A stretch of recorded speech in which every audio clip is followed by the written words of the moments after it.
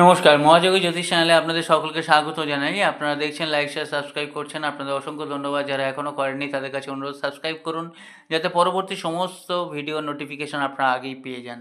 জীবনে চলার পথে কিন্তু উপকারী বন্ধু দরকার হয়। উপকারী বন্ধু কেন বললাম? অনেকে অনেক রকমভাবে বন্ধুত্ব দেখাবে, কিন্তু দরকারের সময় কিন্তু অনেকেই না চেনার ভান করবে, কিংবা তাদের মোবাইল নাম্বার বন্ধ থাকবে, বা কিছু একটা তো থাকবে, নট রিচেবল, এইসব থাকে আর কি। তা উপকারী বন্ধু পেতে গেলে কি করবেন? একটা কাজ করবেন, কিচ্ছু না।